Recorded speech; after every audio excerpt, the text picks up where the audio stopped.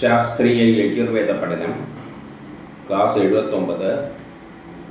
നമ്മളിന്ന് 15-ാമത്തെ അധ്യായത്തിൽ 11 മുതൽ 20 വരെയുള്ള മന്ത്രങ്ങളാണ് നോക്കാൻ പോകുന്നത്.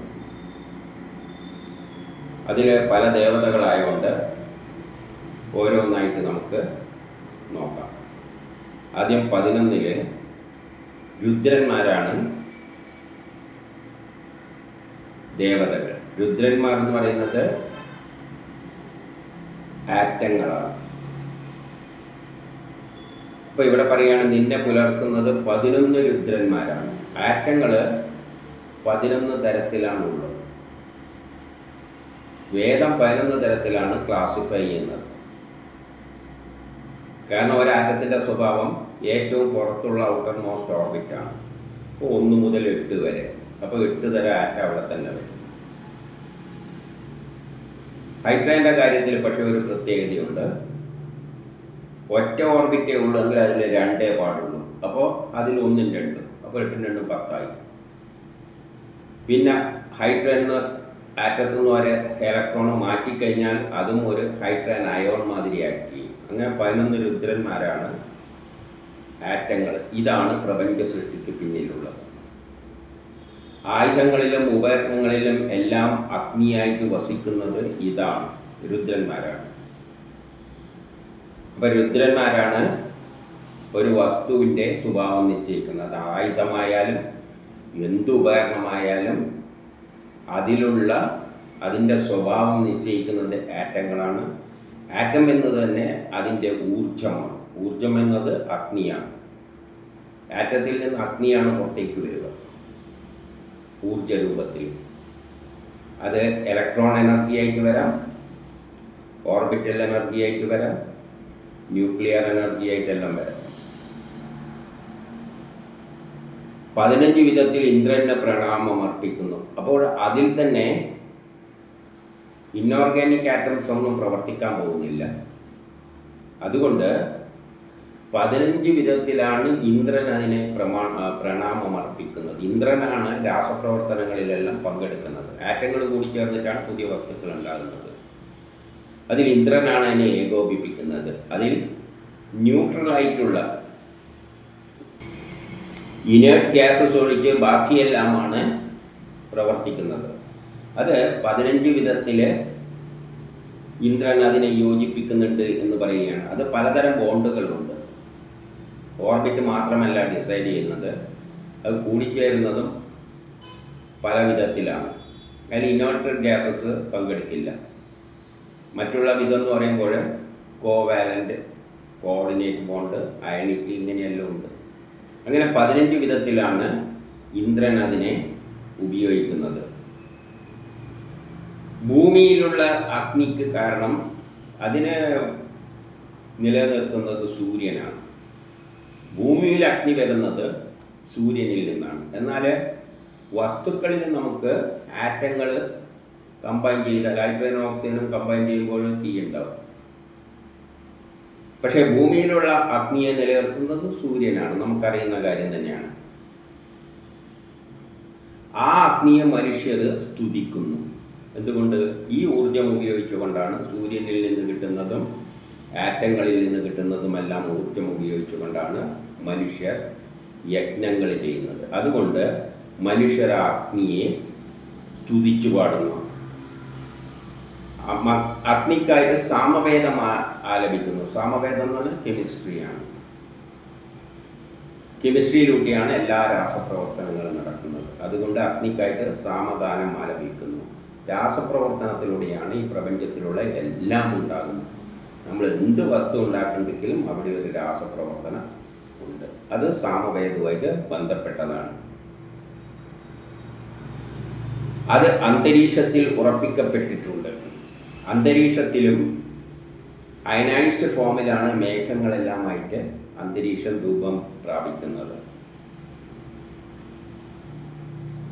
സാമവും ഉത്കടവും ഉക്തവും ദ്യോവിൽ ഉറപ്പിച്ചിരിക്കുന്നു.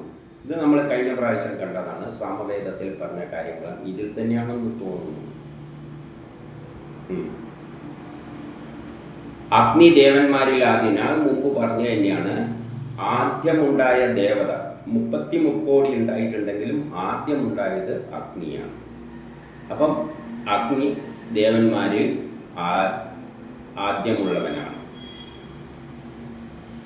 ഈ അഗ്നിയാണ് ദേവന്മാരെല്ലാം സേവിക്കുന്നത്.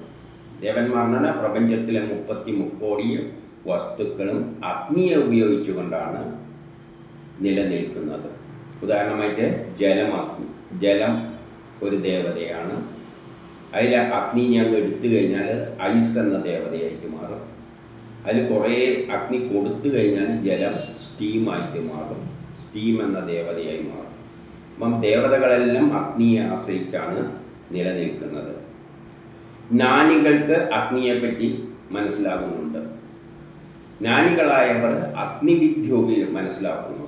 അഗ്നിവിദ്യയിലൂടെ തന്നെയാണ് അഗ്നിയെ ഊർജമായിട്ട് എടുക്കാം. ഊർജത്തിലൂടെയാണ് എല്ലാ യജ്ഞങ്ങളും ഈ പ്രപഞ്ചത്തിൻ്റെ പുരോഗതി എല്ലാം ഊർജം ഉപയോഗിച്ചുകൊണ്ടാണ്. അതുകൊണ്ട് ജ്ഞാനികൾ അതിനെ മനസ്സിലാക്കുന്നു.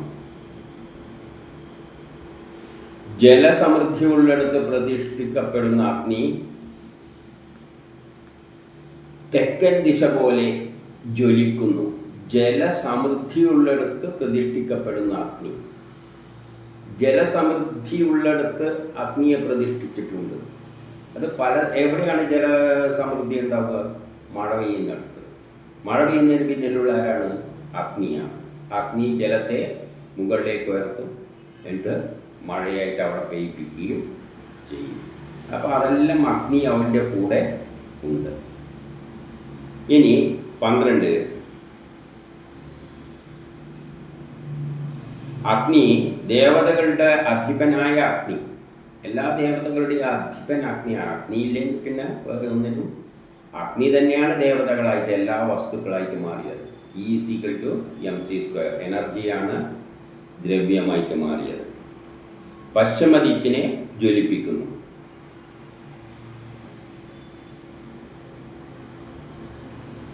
ശരീരത്തിന് ദേവതകൾ 17 കാരണത്താൽ നമ്മുടെ ശരീരത്തിൽ 17 തരം ദേവതകൾ നമ്മുടെ ശരീരത്തെ നിയന്ത്രിക്കുന്നുണ്ട്.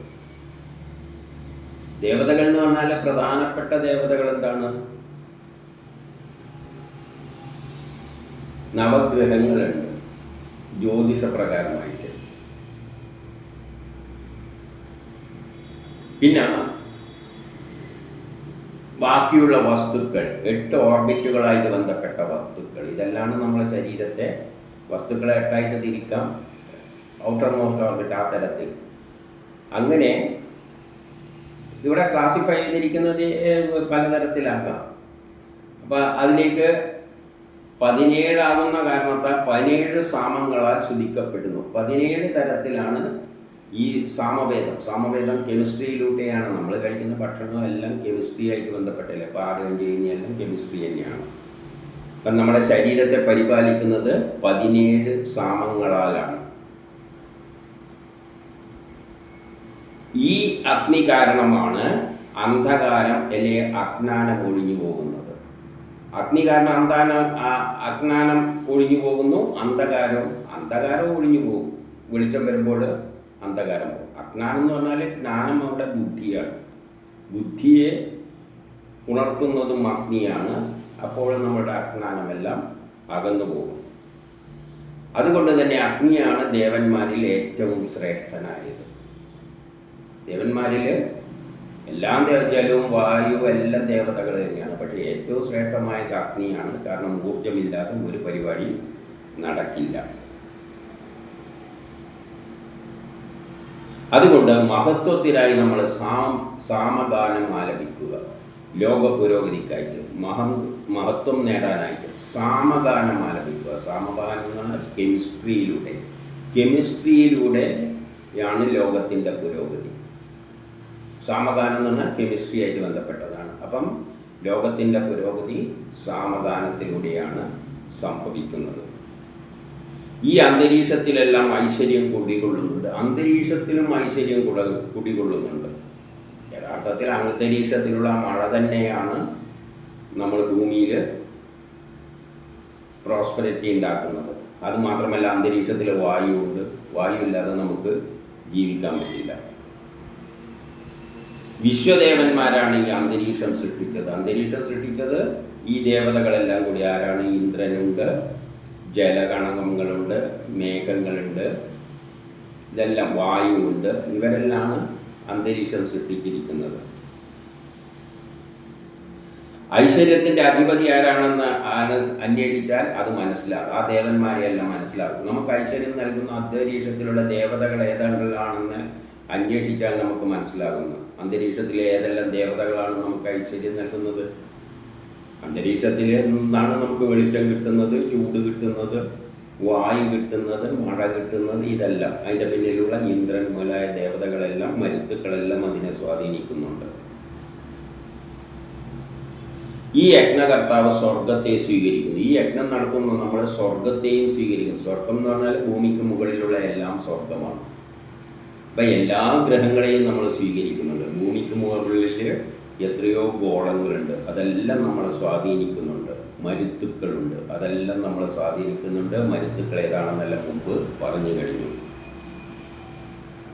അഗ്നിയുടെ മഹത്വം എല്ലായിടവും ഭൂമിയിൽ പരക്കുന്നുണ്ട്. അത് പിന്നെ വ്യാഖ്യാനിക്കേണ്ട ആവശ്യമില്ല. ആ നല്ല കർമ്മങ്ങളിലൂടെ നമുക്ക്, അഗ്നി ഉപയോഗിച്ചിട്ടുള്ള നല്ല കർമ്മങ്ങളിലൂടെ നമുക്ക് സ്വർഗത്തെയും പ്രാപിക്കാമെന്ന് പറയാണ്. സ്വർഗം എന്ന് പറഞ്ഞാൽ ഭൂമിക്ക് മുകളിലുള്ള ഏത് ഗ്രഹങ്ങളെയും ഏത് ഗോളങ്ങളെയും നമുക്ക് സമീപിക്കാം. എങ്ങനെ? അഗ്നിയുടെ മഹത്വത്തിലൂടെ. എങ്ങനെയാണ്? റോക്കറ്റ് കയറിയിട്ട് പോയാൽ മതി. അഗ്നിയാണ് നമ്മളെ ഉയർത്തിയിട്ട് മറ്റുള്ള ഗ്രഹങ്ങളിലേക്ക് എത്തിക്കുന്നത്. ഇനി 13. ഇതിലെ ദേവത മരുത്തുക്കളാണ്. ഇത് പ്രകാശസമ്പന്നമാണ്. ഈ മരുത്തുക്കളെല്ലാം പ്രകാശസമ്പന്നമാണെന്ന് പറഞ്ഞാൽ അത് വളരെയധികം ഊർജം നമ്മിലേക്ക്. ലോകം നിർമ്മിച്ചിരിക്കുന്നത് 49 മരുത്തുക്കൾ കൂടിയാണ്. ആ മരുത്തുക്കളുടെ ചലനമനുസരിച്ചാണ് ഇവിടെ മഴ പെയ്യുന്നതും എല്ലാമാണെന്ന് മുമ്പ് പറഞ്ഞിട്ടുണ്ട്. അപ്പോൾ അത് പ്രകാശ സമാനമാണ്. സൂര്യൻ പ്രകാശ സമാനമാണ്. അതുപോലെ തന്നെയാണ് മരുത്തുക്കൾ. സൂര്യനെ പോലെ തന്നെ അതിലും ശക്തിയുള്ള ബലത്തിൽ ആക്ട് ചെയ്യുന്നതായിട്ട് കാണണം മരുത്തുക്കളെ. വടക്ക് ദിക്കിനെ നയിക്കുന്നത് മരുത്തുക്കളാണ്. ആ വടക്ക് ദിക്കിലൂട്ടിയാണ് അതിൻ്റെ സഞ്ചാരം വരുന്നത്. അത് പ്രപഞ്ചഘടനയെല്ലാം മനസ്സിലാക്കുമ്പോഴേ ആ ദിക്കെല്ലാം മനസ്സിലാക്കാൻ പറ്റുകയുള്ളൂ. ഈ മരുത്തുക്കൾ മനോഹരങ്ങളാണ്. അവയുടെ അറേഞ്ച്മെൻറ്റ് വളരെ ഭംഗിയാണ്. പണ്ട് നമ്മൾ കാണിച്ചിട്ടുണ്ട്. പ്രപഞ്ചഘടനയിൽ 49 മരുത്തുക്കൾ അറേഞ്ച് ചെയ്തിരിക്കുന്നത് വളരെ മനോഹരമായിട്ട് പുലിത്തോല് പോലെയെല്ലാമാണ് അറേഞ്ച് ചെയ്ത് വെച്ചിരിക്കുന്നത്. ആ ദിക്കിൽ 21 തരത്തിൽ സോമം പ്രകാശിക്കുന്നു എന്ന് പറയുകയാണ്. ആ സോമം 21 തരത്തിൽ നമ്മളെ ഭൂമിയെ സ്വാധീനിക്കുന്നുണ്ട്. അതെല്ലാം പിന്നീട് നമുക്ക് നോക്കാം. അതുകൊണ്ടാണ് 21 തരത്തിൽ സാമഗാനം ആലപിക്കുന്നത്. സാമഗാനം 21 തരത്തിൽ ആലപിക്കാൻ കാരണം 21 തരത്തിലാണ് ഈ മരുത്തുക്കൾ നമ്മളെ സ്വാധീനിക്കുന്നത്. അന്തരീക്ഷത്തിലും ഈ സാമമെല്ലാം പ്രതിഷ്ഠിക്കപ്പെട്ട. അന്തരീക്ഷത്തിൽ സോമമുണ്ട്. സോമം എന്ന് പറഞ്ഞാൽ ഊർജ സ്രോതസ് സോമമാണ്, വെളിച്ചം സോമമാണ്. ഈ മരുത്തുക്കളിൽ നിന്ന് വരുന്ന ആ ആകർഷണബലം സോമമാണ്, മഴ സോമമാണ്, മേഘങ്ങളിൽ നിന്ന് വരുന്ന മഴ സോമമാണ്, എല്ലാം സോമമാണ്. ആദ്യകാല ഋഷിമാർ ഏറ്റവും മുൻപിൽ അഗ്നിയെയാണ് നിർത്തിയിരിക്കുന്നത്. ഋഷികളിങ്ങനെ കുറേ ദേവതകളുണ്ടെങ്കിലും അതിൽ ഏറ്റവും മുൻപന്തിയിൽ നിർത്തിയിരിക്കുന്ന അഗ്നിയാണ്. ആര്? ഋഷികൾ. അതുകൊണ്ടാണ് വേദങ്ങളിലെല്ലാം അഗ്നിക്കാണ് പ്രാധാന്യം കൊടുത്തിരിക്കുന്നത്. കാരണം അഗ്നിയാണ് പ്രധാനപ്പെട്ട ദേവൻ. ഊർജമില്ലെങ്കിൽ ഈ ലോകത്തിന് നിലനിൽപ്പില്ല. പ്രപഞ്ചമുണ്ടായത് തന്നെ അഗ്നിയിൽ നിന്നാണ്. മരുത്തുക്കളുടെ അനുഗ്രഹത്താൽ നമ്മുടെ ഇന്ദ്രിയങ്ങൾക്കെല്ലാം ശക്തി ലഭിക്കട്ടെ എന്ന് പറയുകയാണ്. നമ്മുടെ ഇന്ദ്രിയങ്ങൾക്ക് ശക്തി ലഭിക്കുന്നത് മരുത്തുക്കളിലൂടെയാണ്. അപ്പോൾ മരുത്തുക്കൾ നമ്മളെ സ്വാധീനിക്കുന്നുണ്ട്. സൂര്യനും നവഗ്രഹങ്ങളും മാത്രമല്ല, അന്തരീക്ഷത്തിലുള്ള മരുത്തുക്കളടക്കം നമ്മളെ സ്വാധീനിക്കുന്നുണ്ട്. ഈശ്വരനാണ് മരുത്തുക്കളെ താങ്ങി നിർത്തുന്നത്. മരുത്തുക്കൾ അങ്ങനെ 49 മരുത്തുക്കൾ ആകാശത്തിലൊരു പ്രത്യേക ക്രമത്തിൽ ഓർബിറ്റുകളിൽ അങ്ങനെ പ്രതിഷ്ഠിച്ചിരിക്കുകയാണ്. ആ 49 മരുത്തുക്കൾ അതാരാണ് പ്രതിഷ്ഠിച്ച? സൃഷ്ടിക്ക് പിന്നിലെ ആ ശക്തി തന്നെയാണ് ഈശ്വരൻ എന്ന് പറയുന്നത്. ദേവന്മാരെല്ലാം ഈ മരുത്തുക്കളിലൂടെയാണ് പ്രശംസനീയമായി തീരുന്നത്. അതായത് എല്ലാ ദേവതകളും ആക്ട് ചെയ്യുന്നതിൻ്റെ പിന്നിൽ ഈ മരുത്തുക്കളുടെ സ്വാധീനമുണ്ട്. മഴ പെയ്യുന്നതിന് പിന്നിൽ മരുത്തുക്കളുണ്ട്. മഴ എപ്പം പെയ്ക്കണം, മഴ എപ്പം പെയ്ക്കണം എന്ന് തീരുമാനിക്കുന്നത് മരുത്തുക്കളുടെ ചലനവുമായിട്ടെല്ലാം ബന്ധപ്പെട്ടാണ് കിടക്കുന്നത്. ഇതെല്ലാം മുമ്പ് പറഞ്ഞതാണ്, പക്ഷെ അതിലേക്കൊന്നും ഡീറ്റെയിൽ ആയിട്ട് ഇത് പോകാൻ പറ്റില്ല. ഇതൊരു വലിയ അധ്യായമായിട്ട് പോവുകയാണ്. ഇനി വിശ്വദേവന്മാരെ പറ്റിയാണ് 14 പറയുന്നത്. വിശ്വത്തിൻ്റെ ഉന്നതിയിലാണ് പ്രകാശലോകങ്ങൾ ഉണ്ടാകുന്നത്. 14 പ്രകാശലോകം എന്ന് പറഞ്ഞാൽ നമ്മളെ സ്വാധീനിക്കുന്ന രശ്മികൾ, ആകർഷണ ബലമെല്ലാം പ്രകാശത്തിലൂടെ പ്രകാശരശ്മികളായിട്ട് കാണണം. അപ്പം മുകളിലുള്ള ആകാശത്തിലുള്ള വിശ്വത്തിൻ്റെ മുകളിലുള്ള ഗ്രഹങ്ങൾ, നവഗ്രഹങ്ങളുണ്ട്. അത് മാത്രമല്ല മരുത്തുക്കളെല്ലാം ഉണ്ട്. അതെല്ലാം പ്രകാശലോകങ്ങൾ. അതാണ് പ്രകാശലോകങ്ങളായിട്ട് മാറിയിരിക്കുന്നത്. ഗ്രഹങ്ങൾക്ക് ആധാരമായിരിക്കുന്നതും ലോകത്തെ സംരക്ഷിക്കുന്നതും സൂര്യനാണ്. പക്ഷേ നമ്മളെ സംബന്ധിച്ചിടത്തോളം നമ്മുടെ കേന്ദ്രം സൂര്യനാണ്. സൂര്യന് പുറത്താണ് മറ്റേ മരുത്തുക്കളെല്ലാം നിൽക്കുന്നത്. അതിൻ്റെ കേന്ദ്രമായിട്ട് നമ്മൾ എടുക്കുന്നത് സൂര്യനാണ്. സൂര്യനെ കേന്ദ്രമാക്കിക്കൊണ്ടാണ് ലോകത്തെ സംരക്ഷിക്കുന്നത്. സൂര്യനാണ്. 27 നക്ഷത്രങ്ങളായിട്ട് തിരിച്ചിട്ടുണ്ട്. പിന്നെ 33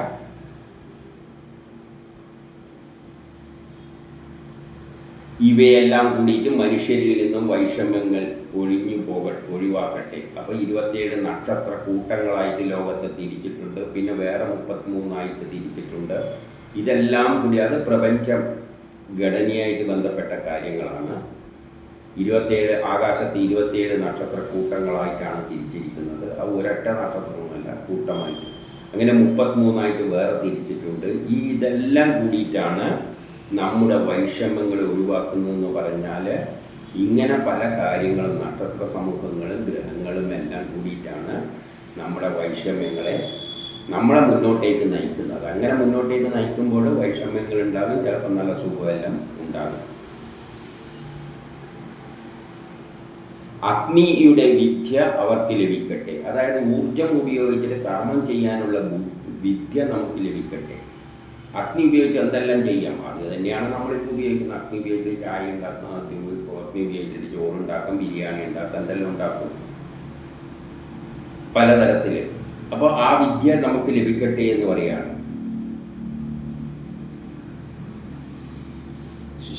പിന്നെ സാമവേദം അതിനനുസരിച്ച് ശക്വരിയിലും രൈവതത്തിലും ഉച്ചരിക്കപ്പെടട്ടെ എന്ന് പറയാം. സാമവേദങ്ങൾ ഉച്ചരിക്കുന്നതിന് ഛന്ദസ്സുകളെ പോലെയുള്ളതിലൂടെയെല്ലാം നമ്മളതിൻ്റെ അർത്ഥങ്ങൾ മനസ്സിലാക്കേണ്ടത്. അതിലൂടെ നമ്മൾ സാമവേദത്തെയെല്ലാം, സാമവേദം എന്ന് പറഞ്ഞാൽ കെമിസ്ട്രി തന്നെയാണ്.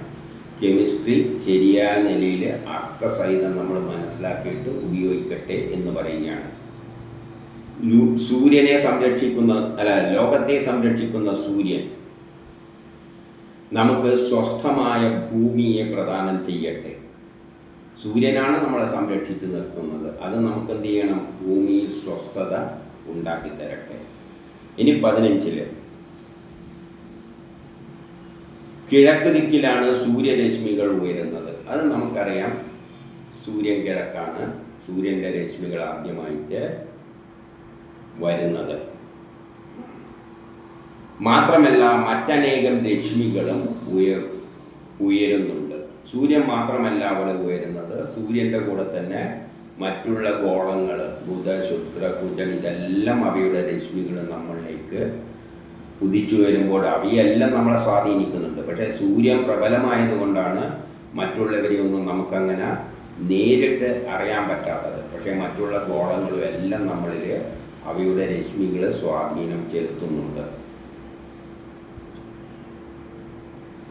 ഒരു രഥിയെപ്പോലെ, അല്ലെങ്കിൽ ഒരു സേനാനിയെപ്പോലെ, ഒരു ഗ്രാമഭടനെ പോലെ ആണ് ഈ രശ്മികൾ ഉദയം ചെയ്യുന്നത്. ഇതെല്ലാം ഒരു സേനാനായകൻ എന്ന് പറഞ്ഞാൽ എല്ലാം നയിച്ചു കൊണ്ടുപോകുന്നവനെ പോലെ, ഒരു രഥിയെപ്പോലെ, രഥത്തെ നയിക്കുന്നവരെ പോലെ, അല്ലെങ്കിൽ ഗ്രാമത്തെ നയിച്ചു കൊണ്ടുവരുന്ന ഭടനെ പോലെ, ഇതുപോലെയാണ് ഈ രശ്മികളെല്ലാം നമ്മളെ സ്വാധീനിക്കുന്നത്, നമ്മളെ നയിച്ചു കൊണ്ടുപോകുന്നത് എന്ന് പറയുകയാണ്. അതായത് ആകാശത്തിലുള്ള സൂര്യനും മറ്റ് ഗ്രഹങ്ങളും മരുത്തുക്കളും എല്ലാമാണ് നമ്മളെ നയിച്ചു കൊണ്ട് പോകുന്നത്. ജ്യോതിഷമായിട്ട് ബന്ധപ്പെട്ട കാര്യങ്ങളാണ്.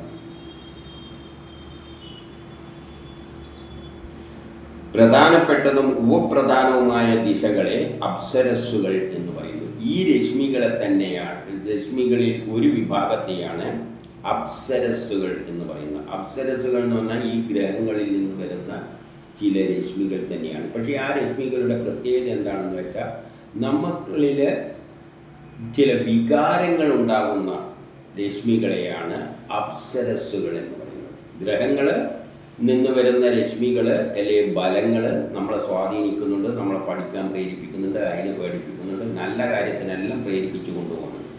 അതേസമയം നമ്മളിൽ ചില വിചാരങ്ങൾ ഉണ്ടാക്കുന്നുണ്ട്, കാമവിചാരം എല്ലാം ഉണ്ടാക്കുന്നത്. അതുകൊണ്ടാണ് അത്തരത്തിലുള്ളതാണ് അപ്സരസ്സുകൾ എന്ന് പറയുന്നത്. ഇപ്പം അധികം ബലമുണ്ടാകുമ്പോൾ സൗന്ദര്യത്തിൻ്റെ പിന്നാലെ ഓടി നടക്കുക, സ്ത്രീകളുടെ ചിന്തയായിട്ട് നടക്കുക. അതേപോലെ തന്നെ ഗന്ധർവന്മാർ പിടിപെട്ട് അവർക്ക് ഗന്ധർവം പിടിപെട്ടു എന്നെല്ലാം പറയുന്നുണ്ടല്ലോ. അങ്ങനെ വികാരപരമായ ചില ചിന്തകൾ ഉണ്ടാക്കുന്ന ആ ശക്തികളെയാണ് അപ്സരസ്സുകൾ എന്ന് പറയുന്നത്. അവ സഞ്ചരിക്കുന്നത് പ്രാണങ്ങളാലാണ്.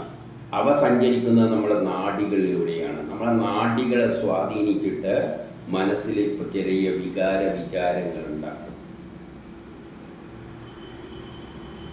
അത് പൗരുഷം നിറച്ച് കർമ്മപഥങ്ങളെ സമ്പന്നമാക്കുന്നു. ബാക്കിയുള്ള രശ്മികളെല്ലാം നമ്മിൽ പൗരുഷം ഉണ്ടാക്കാൻ സഹായിക്കുന്നുണ്ട്. അപ്പം ഗ്രഹങ്ങളിൽ നിന്ന് വരുന്ന രശ്മികൾ നമ്മളിൽ പൗരുഷം ഉണ്ടാക്കുന്നുണ്ട്, നമ്മളെ കർമ്മത്തിന് പ്രേരിപ്പിക്കുന്നുണ്ട്. അതേസമയം ചിലതെല്ലാം നമ്മളെ വിചാരങ്ങൾ, ഇങ്ങനെയുള്ള കാമം, അതെല്ലാം ഉണ്ടാക്കുന്നുണ്ട്. അതിനെ അപ്സരസ്സുകളെന്ന് പറയുന്നു. തിന്മക്ക് നേരെ നന്മ ഉയരട്ടെ. അതായത് അപ്പം തിന്മയും ഉണ്ടാക്കും, നമ്മിൽ നല്ല സ്വഭാവം ഉണ്ടാക്കും, ചീത്ത സ്വഭാവം ഈ ഗ്രഹങ്ങളെല്ലാം ഉണ്ടാക്കും. അതിന് എന്ത് വേണം? എപ്പോഴും തിന്മക്ക് നേരെ നന്മ വിജയിച്ചു വരട്ടെ.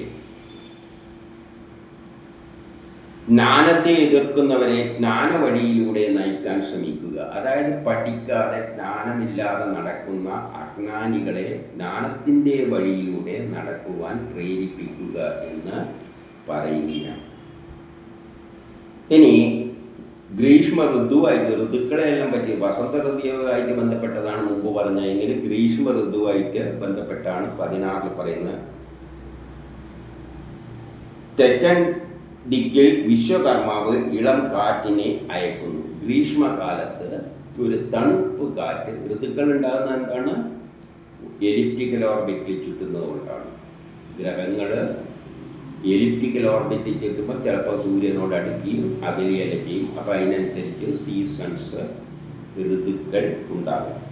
അപ്പം ഗ്രീഷ്മ ഋതുവിൽ ഇളം കാറ്റിനെ വിശ്വകർമാവ്, വിശ്വം സൃഷ്ടിച്ച എഞ്ചിനീയർ, കിഴക്ക് ദിക്കിൽ തെക്കൻ ദിക്കിൽ ഒരു ഇളം കാറ്റിനെ അയക്കുന്നു. 2 തരത്തിലുള്ള ഈ മരുത്തുക്കൾ അപ്സരസ്സുകളോട് ചേരുന്നു. ആ കാലഘട്ടത്തിൽ നമ്മിൽ വിചാരങ്ങളും ഉണ്ടാക്കും. അതുകൊണ്ടാണ് അപ്സരസ്സുകളായിട്ട് ചേർന്നത്. അപ്പോൾ ആ ഗ്രീഷ്മ ഋതുവിൽ നമ്മളിൽ വിചാരങ്ങളും ഉണ്ടാക്കുന്നുണ്ട്. അതുകൊണ്ടാണ് അപ്സരസ്സുകളുമായിട്ട് ചേർന്നത്. സീസൺസ് അനുസരിച്ചാണ്. ഇപ്പം നമുക്കറിയില്ല, കന്നിമാസത്തിൽ പട്ടികൾ എന്നെല്ലാം പറയുന്നില്ലേ. അപ്പം അതേപോലെ തന്നെ എല്ലാവരിലും ചില ഋതുക്കൾ നമ്മളെ സ്വാധീനിക്കുന്നുണ്ട്. ഈ പ്രാണനെ അപ്സരസ്സുകൾ തപസ്സിലൂടെയും ബുദ്ധിയിലൂടെയുമാണ് മനസ്സിലാക്കാനാകുന്നത്. ഇത് നമ്മൾ ബുദ്ധി ഉപയോഗിച്ചിട്ട് മനസ്സിലാക്കണം. ഇങ്ങനെ ഇത്തരം സീസണുകളിൽ നമ്മൾ ചില വിചാരങ്ങളെല്ലാം നമ്മളിൽ ഗ്രഹങ്ങൾ ഉണ്ടാക്കുന്നുണ്ട്. ആ വിചാരങ്ങൾ ഉണ്ടാക്കുന്ന ആ ശക്തിവിശേഷത്തെയാണ് അപ്സരസ്സുകൾ എന്ന് പറയുന്നത്. അതെല്ലാം നമ്മൾ ജ്ഞാനത്തിലൂടെ, ബുദ്ധിയിലൂടെ മനസ്സിലാക്കണം. അധർമ്മത്തെ ധർമ്മത്താൽ തടുക്കണം.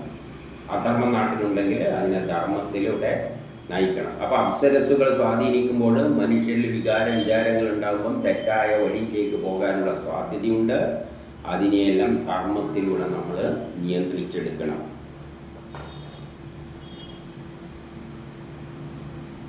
മനുഷ്യർക്ക് നേരെ ദേഷ്യമുള്ളവർ കളങ്കമുള്ളവരാണ്. ദേഷിച്ച് കോപിച്ച് നടക്കുന്നവരെല്ലാം കളങ്കം ഉള്ളവരാണ്. അവനിൽ എന്തു വേണം? ജ്ഞാനത്തെ നിറയ്ക്കണം. അങ്ങനെയുള്ള ആൾക്കാരുടെ ബുദ്ധി പറഞ്ഞു കൊടുക്കണം. ഇനി വർഷ ഋതുവിനെ പറ്റി പറയുകയാണ്. 17. പടിഞ്ഞാറൻ ദിശയിൽ പ്രകാശം വ്യാപിക്കുന്നു. പടിഞ്ഞാറൻ ദിശയിൽ വർഷകാലത്തിൽ പ്രകാശം വ്യാപിക്കും. രഥപ്രോതം എന്നും അസമരഥം എന്നും 2 അപ്സരസ്സുകൾ ഉണ്ടാകുന്നു. ആ തരത്തിലും ആ കാലഘട്ടത്തിലും ചില അപ്സരസ്സുകൾ പ്രത്യക്ഷപ്പെടുന്നുണ്ട്. ആ കാലത്ത് വേറെ ചില തരത്തിലുള്ള വിചാരങ്ങൾ നമ്മളിൽ ഉണ്ടാകുന്നുണ്ട്.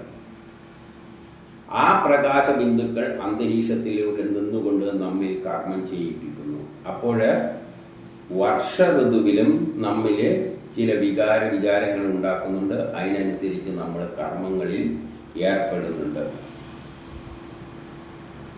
ഇത് മനസ്സിലാക്കുന്നത് പ്രയുക്ത ഗണിതമാണ്. ഇതെല്ലാം നമ്മൾ ആ ഗ്രഹങ്ങളുടെയെല്ലാം ഡിഗ്രികളെല്ലാം മനസ്സിലാക്കിക്കൊണ്ട് നമ്മളതിനെ മനസ്സിലാക്കണം.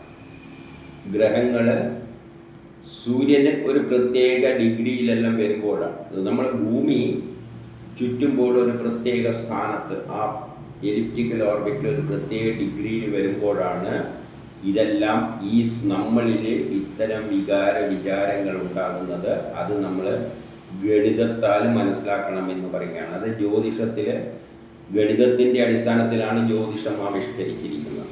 കണക്ക് കൂട്ടിയിട്ട് ആദ്യം രാശിചക്രയിൽ ഇട്ടിട്ടാണ് ഫലം പറയുക. അപ്പോൾ വൃക്ഷങ്ങളും ഔഷധ സസ്യങ്ങളിലെല്ലാം സംരക്ഷിക്കപ്പെടുകയാണ്. ആ സീസണിൽ വർഷ ഋതുവിൽ സസ്യങ്ങളും വൃക്ഷത്തിലുള്ള ഔഷധങ്ങളും എല്ലാം സംരക്ഷിക്കപ്പെടുകയാണ്. എന്നിട്ട് പറയുകയാണ്, മനുഷ്യർക്ക് നേരെ ദ്വേഷിക്കുന്നത് കളങ്കമുള്ളവരാണ്. ദേഷ്യം കോപമായിട്ട് നടക്കുന്നവരെല്ലാം കളങ്കമുള്ളവരാണ്. അവരെ ജ്ഞാനത്തിലൂടെ വഴിയിലൂടെ നയിക്കുക. ഈ പറഞ്ഞതിൻ്റെ അർത്ഥം നമ്മളുടെ പല സ്വഭാവ വിശേഷങ്ങളും ഋതുക്കളായിട്ടെല്ലാം ബന്ധപ്പെട്ടാണ് കിടക്കുന്നത്. അത് ജ്ഞാനത്തിലൂടെ മനസ്സിലാക്കണം. ചിലവരെല്ലാം തെറ്റായിട്ട് നീങ്ങുന്നുണ്ടെങ്കിൽ അത് അദ്ദേഹത്തിൻ്റെ ഗ്രഹനിലയുടെ പ്രത്യേകത കൊണ്ടാണ്. അത് ജ്ഞാനത്തിലൂടെ മനസ്സിലാക്കണം. ഗ്രഹങ്ങൾ പ്രത്യേക തരത്തിൽ അവരുടെ രാശിചക്രത്തിൽ നിൽക്കുമ്പോൾ അവനിൽ ചില ദൂഷ്യങ്ങളെല്ലാം ഉണ്ടാക്കും. ഇതെല്ലാം ജ്ഞാനത്തിലൂടെ മനസ്സിലാക്കിയിട്ട്, അല്ലാതെ അതൊന്നും ആരുടെ അവനവന് കൺട്രോൾ ചെയ്യാൻ പറ്റുന്ന കാര്യങ്ങളെന്നല്ല. അതിനൊരു ലിമിറ്റ് ഉണ്ട്. ഇനി 18 ശരത്കാലത്തിൻ്റെ സ്വഭാവങ്ങൾ പറയുകയാണ്. വടക്കൻ ദിക്കിൽ ശരത്കാലത്ത് യജ്ഞകർമ്മവുമായി ചേർന്നിരിക്കുന്നു. യജ്ഞം ചെയ്യുവാൻ പറ്റിയ സമയമായിട്ടാണ് ശരത്കാലത്തെ പറഞ്ഞിരിക്കുന്നത്. അശ്വനി കാർത്തിക മാസങ്ങളാണ് ഇതിനെ നയിക്കുന്നത്. അത് ആ ഋതുവിൻ്റെ പ്രത്യേകത. അശ്വനി കാർത്തിക മാസങ്ങളാണ് ഇത് യജ്ഞത്തെ നയിക്കുന്നത്. ആ സമയത്തിൻ്റെ പ്രത്യേകത, വിശ്വത്തിൽ നിറയുന്ന അഗ്നി കൃതത്തെ ഉൾക്കൊള്ളുന്നു. കൃതത്തിലാണ് ആ സമയം അഗ്നി ഉള്ളത്. നമുക്ക് വേണ്ട അഗ്നി ഊർജമെല്ലാം കൃതത്തിലൂടെ നേടണം. ഊർജം സംഭരിച്ചു വെക്കുന്നുണ്ട്. ഇപ്പം ചില സമയത്ത് ഇപ്പോൾ ഉഷ്ണകാലത്ത് ഊർജം നമുക്ക് നേരിട്ട് കാണാം. എന്നാൽ മഞ്ഞുകാലത്തിൽ നമ്മൾ നോക്കുമ്പോൾ ഊർജം പുറത്ത് ഊർജമില്ല. അപ്പം നമ്മൾ എന്ത് ചെയ്യേണ്ടി വരും? ചിലപ്പോൾ അക്കാലത്ത് കിട്ടുന്ന പഴങ്ങളിലെല്ലാം അത് സംഭരിച്ച് വെച്ചിട്ടുണ്ട്, അത് കഴിക്കണം കൃതത്തിൽ. അപ്പം കൃതത്തിലാണ് അത് സംഭരിച്ച് വെച്ചിരിക്കുന്നുണ്ട്. ആ സമയത്ത് നമ്മൾ ഇത്തരം വസ്തുക്കൾ ഉപയോഗിക്കണം എന്ന് പറയുന്നതായിട്ട് കണ്ടാൽ മതി. പ്രാണചലനങ്ങൾ അപ്സരസ്സുകളാണ്. ആ കാലഘട്ടത്തിൽ നമ്മൾ വിചാരങ്ങളെയെല്ലാം വളരെയധികം സ്വാധീനിക്കുന്നുണ്ട് എന്നും കൂടി പറയുകയാണ്. പ്രാണചലനങ്ങൾ അപ്സരസ്സുകളാണ്. അപ്പം വിചാരങ്ങളെല്ലാം ഉണ്ടാക്കുന്ന മാസങ്ങൾ തന്നെയാണ് അത്. ജലത്തിൻ്റെ കുറവും പരിഹരിക്കപ്പെടുന്നുണ്ട് വേറെ തരത്തിൽ. അന്തരീക്ഷം ശാന്തമായിട്ട് ഭവിക്കുന്നു. ആ സമയത്ത് അന്തരീക്ഷം വളരെ ശാന്തമാണ്. പിന്നെ മനുഷ്യർക്ക് ദ്വേഷിക്കുന്നത് കളങ്കമുള്ളവരാണ്. അജ്ഞാനികളെ ജ്ഞാനത്തിൻ്റെ മാർഗത്തിലൂടെ നയിച്ചാലും എന്ന് പറഞ്ഞാൽ, മനുഷ്യരെ ഇങ്ങനെ ലോകം ഋതുക്കളായി തീർന്നുകൊണ്ട് മനുഷ്യരിൽ ഓരോ കാലഘട്ടത്തിൽ ഓരോ തരം വിചാരങ്ങൾ ഉണ്ടാക്കുമ്പോൾ അതിനനുസരിച്ച് മനുഷ്യർ ഓടി നടക്കുന്നു.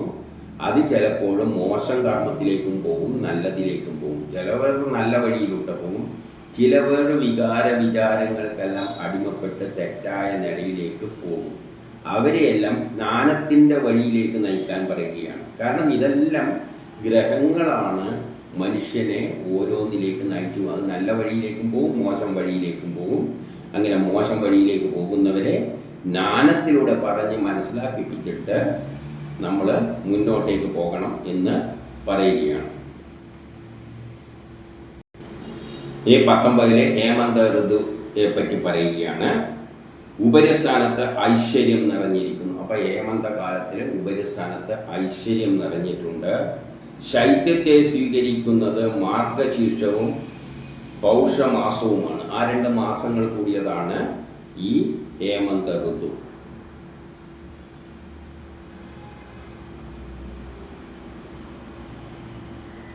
ആ ആന്തരികാഗ്നിയുടെ ജ്വലനത്താൽ അന്നത്തെയും വിജ്ഞാനത്തെയും ഒരേ വിധം ആഹരിക്കുന്നു. അപ്പോൾ വിജ്ഞാനം നേടാനും ആന്തരികമായ അന്നത്തിലൂടെ, നമ്മൾ കഴിക്കുന്ന ഭക്ഷണത്തിലൂടെയാണ് നമുക്കപ്പോൾ ഊർജം കിട്ടുന്നത്, കഴിക്കുന്ന ഭക്ഷണത്തിലൂടെ. അതേപോലെ തന്നെ ജ്ഞാനം നേടാനും എല്ലാം പറ്റിയ മാസമായിട്ടാണ് ഇതിനെ കാണുന്നത്. ഈ ജ്ഞാനം പ്രാണങ്ങളിലാണ് കുടികൊള്ളുന്നത്. നമ്മളെ പ്രാണൻ ജ്ഞാനവുമായിട്ട് ബന്ധപ്പെട്ട് കിടക്കുകയാണ്. അപ്പോൾ പഠിപ്പിന് പറ്റിയ മാസങ്ങളായിട്ടാണ് ഇതിനെ ഹേമന്ത മാസത്തെ ചിത്രീകരിച്ചിരിക്കുന്നത്. പഠിക്കാൻ പറ്റിയ, ജ്ഞാനം നേടാൻ പറ്റിയ ഒരു സമയമായിട്ടാണ് ഹേമന്തത്തെ കാണുന്നത്. നമുക്ക് പുതിയ പുതിയ അറിവുകൾ നേടാൻ, അല്ലെങ്കിൽ പഠിപ്പിൽ ശ്രദ്ധിക്കാൻ ഈ മാസങ്ങൾ ഉപയോഗിക്കണമെന്ന് പറയുന്നതായിട്ട് ഇത് മനസ്സിലാക്കണം. മറ്റതെല്ലാം അപ്സരസ്സുകളായിട്ട് ബന്ധപ്പെട്ടതാണ്, വിചാരത്തിനെല്ലാം ബന്ധപ്പെട്ട് പോകുന്നുണ്ട്. പക്ഷെ ഇത് ജ്ഞാനവുമായിട്ട് ബന്ധപ്പെട്ടതായിട്ടാണ് കാണുന്നത്. അതുകൊണ്ട് അതിനെ ജ്ഞാനം പ്രാണങ്ങളിലാണ് കുടികൊള്ളുന്നത്. ആ സമയത്ത് ജ്ഞാനം നേടാൻ, പഠിക്കാൻ എല്ലാം പറ്റിയ സമയമായിട്ട് കാണണം. വിദ്യുത്താണ് ഇതിൻ്റെ ഉപകരണം. വിദ്യുത്ത് എന്ന് പറഞ്ഞാൽ വൈദ്യുതി ഉപയോഗിച്ചുകൊണ്ടുള്ള ജ്ഞാനം. വൈദ്യുതിയിലൂടെ തന്നെയാണ് ലോകം മുന്നോട്ടേക്ക് പോകുന്നത്. അജ്ഞാനികളെ ജ്ഞാനമാർഗത്തിലൂടെ നയിക്കുക. അപ്പം ഈ സമയത്ത് നമ്മൾ ജ്ഞാനം നേടിക്കൊണ്ട് എല്ലാവരും ബുദ്ധി ഉണ്ടാക്കിക്കൊണ്ട് അവരുടെ ജ്ഞാനത്തെ ഉയർത്തിക്കൊണ്ട് നല്ലൊരു നിലയിലേക്ക് അവരെ ഡെവലപ്പ് ചെയ്യാൻ പറ്റിയ മാസമാണ് ഹേമന്ത ഋതു എന്ന് പറയുകയാണ്. ദേവജ്ഞാനികൾ നമ്മളെ സംരക്ഷിക്കും. ദേവജ്ഞാനികൾ എന്ന് പറഞ്ഞാൽ നല്ല ജ്ഞാനമുള്ള ആൾക്കാർ നമ്മളെ സംരക്ഷിക്കും. ഏതിലെ? ഹേമന്ത ഋതുവിൽ. ഇനി 20 അഗ്നിയാണ് ഇവിടുത്തെ ദേവത. അപ്പോൾ ഋതുക്കളെ പറ്റി പറഞ്ഞിട്ട് ഈ അധ്യായത്തിൽ പലതരം ഋതുക്കളും അവയുടെ സ്വഭാവ വിശേഷങ്ങളും എല്ലാം പൊതുവായി പറഞ്ഞതാണ്. ജ്യോതിഷവുമായിട്ട് ബന്ധപ്പെട്ട കാര്യങ്ങളാണ്. അതിനെ ആ നിലയിൽ മനസ്സിലാക്കിയിട്ട് നമ്മളതിനെ ഉപയോഗിക്കണമെന്ന് പറയുകയാണ്. ഇനി 20 അഗ്നിയാണ് ദേവത. ഭൂമിക്കും സ്വർഗത്തിനും ഇടയിലാണ് അഗ്നിയുടെ സ്ഥാനം. ആ പറഞ്ഞതിൻ്റെ അർത്ഥം, ഭൂമിയിൽ നിന്ന് നമ്മൾ യജ്ഞം, അഗ്നിയുടെ സഹായത്താൽ യജ്ഞം ചെയ്താൽ സ്വർഗത്തിലേക്ക് എത്താം. എല്ലാ ആധുനിക സയൻസിൻ്റെ കാര്യത്തിൽ പറയുകയാണെങ്കിൽ അഗ്നി ഉപയോഗിച്ചിട്ട് നമുക്ക് ഭൂമിയിൽ നിന്ന് സ്വർഗത്തിലേക്ക് റോക്കറ്റ് കയറി പോകാം. സ്വർഗം എന്ന് പറഞ്ഞാൽ മുകളിലുള്ള ഗ്രഹങ്ങൾ. അപ്പം ഭൂമിക്കും സ്വർഗത്തിനും ഇടയിലാണ് അഗ്നിയുടെ അവസ്ഥ എന്ന് പറയുമ്പോൾ, ഭൂമിയിൽ നമ്മൾ യജ്ഞങ്ങൾ ചെയ്യുമ്പോഴാണ് സ്വർഗത്തിൻ്റെ സമാനമായ ഉന്നതിയിലേക്ക് നമ്മൾ എത്തിച്ചേരുന്നത്. സൂര്യാകൃതിയിൽ ഈ ഭൂമിയെ സംരക്ഷിച്ചുകൊണ്ടാണ് അഗ്നി പ്രകാശിക്കുന്നത്. അഗ്നിയും പ്രകാശിക്കുകയാണ്. ഇത് സൂര്യൻ്റെ രൂപത്തിൽ സൂര്യാകൃതിയിലാണ് ഇവിടെ അഗ്നി പ്രകാശിച്ചിട്ട് നമ്മളെ സംരക്ഷിക്കുന്നത്. അപ്പം സൂര്യനിൽ നിന്നുള്ള വെളിച്ചം നമ്മളെ നയിക്കുന്നുണ്ട്. സൂര്യൻ നമ്മളെ നയിച്ചു കൊണ്ടുപോകുന്നുണ്ട്. അതേസമയം ആ സൂര്യനെ പോലെ തന്നെ അഗ്നിയെയും ആശ്രയിച്ചുകൊണ്ടാണ് നമ്മൾ യജ്ഞങ്ങൾ ചെയ്തിട്ട് മുന്നോട്ടേക്ക് പോകുന്നത്. അപ്പോൾ സൂര്യന് സമാനമായിട്ട് അഗ്നിയെയും എടുക്കാം. കൂടാതെ ജലത്തെയും ദിക്കുകളെയും രേതസ്സിനെയും മനസ്സിലാക്കി ഞങ്ങളുടെ പ്രാണന്റെ ശക്തിയായി അഗ്നി കുടികൊള്ളുന്നു. അപ്പം നമ്മളെ പ്രാണന്റെ ശക്തി എന്ന് പറയുന്നത് അഗ്നിയാണ്. ആ അഗ്നിയെ എങ്ങനെ നമ്മൾ ഉപയോഗിക്കണം? ദിക്കുകളെയും രേതസ്സിനെയും ജലത്തെയും എല്ലാം മനസ്സിലാക്കിക്കൊണ്ട് അഗ്നിയെ ഉപയോഗിക്കണം. അതായത് ശരിയായ ഋതുക്കളിൽ നമ്മൾ ശരിയായ അതിന് യോജിച്ച കർമ്മങ്ങൾ ചെയ്തുകൊണ്ട് ജലം ഉപയോഗിച്ച്, ജലമുണ്ടെങ്കിൽ ജലം ഉപയോഗിച്ചല്ലേ കർമ്മങ്ങൾ ചെയ്യാം. അപ്പം ജലവും പ്രധാനപ്പെട്ടതാണ്. ഇപ്പം ജലത്തെയും ഋതുക്കളെയും മനസ്സിലാക്കണം. ഋതുക്കളെ പറ്റിയാണ് നേരത്തെ പറഞ്ഞു തന്നത്.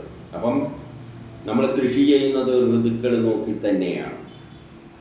ഓരോ ഋതുവിലും പറ്റിയ കൃഷികളാണ് നമ്മൾ ചെയ്യുക. അപ്പോൾ ഇത് മനസ്സിലാക്കിയിട്ട് ജലത്തെയും ഋതുക്കളെയും എല്ലാം ദിക്കുകൾക്കും വലിയ പ്രാധാന്യമുണ്ട്. എല്ലാ ദിക്കിലും എല്ലാ ചെടികളും ഒന്നും വളരില്ല. അത് നമുക്കറിയാമല്ലോ. ആപ്പിൾ ഏറ്റവും ഉണ്ടാകുന്നത് അങ്ങ് ഹിമാലയത്തിൻ്റെയോ മറ്റോ താഴ്വരയിലോ വേറെ ഏതെല്ലോ സ്ഥലത്താണ്. അപ്പം ദിക്കുകൾക്ക് വലിയ പ്രാധാന്യമുണ്ട്. ദിക്കുകൾക്കനുസരിച്ചാണ് കൃഷിയും അതുമെല്ലാം ദിക്കും ആശ്രയിച്ചിരിക്കുന്നുണ്ട്, ഋതുക്കളെ ആശ്രയിച്ചിരിക്കുന്നുണ്ട്, മഴയുടെ ലഭ്യത എല്ലാം ആശ്രയിച്ചിട്ടാണ് നമ്മൾ എന്ത് ചെയ്യേണ്ടത്? അഗ്നി ഉപയോഗിച്ചിട്ട് യജ്ഞം ചെയ്യേണ്ടത്. അടുത്ത ക്ലാസ്സിൽ കാണാം. വലിയൊരു വിഷയമാണ് ജ്യോതിഷവുമായിട്ട് ബന്ധപ്പെട്ട്. അതേസമയം ആറ്റങ്ങളെ പറ്റി എല്ലാം ബന്ധപ്പെട്ടിട്ടാണ് വരുന്നത്. അപ്പോൾ അതിൽ ഓരോ കാര്യങ്ങൾ അതാത് സ്ഥലത്ത് വിസ്തരിച്ച് പറയുന്നുണ്ട്. ആറ്റങ്ങളെ പറ്റി, രുദ്രന്മാരെ പറ്റിയെല്ലാം ഞാൻ പണ്ട് വേറെ ഏതെങ്കിലും ക്ലാസ്സിൽ 11 തരം ആറ്റങ്ങൾ ഏതാണെന്നെല്ലാം വളരെ വ്യക്തമായിട്ട് പറഞ്ഞിട്ടുണ്ട്.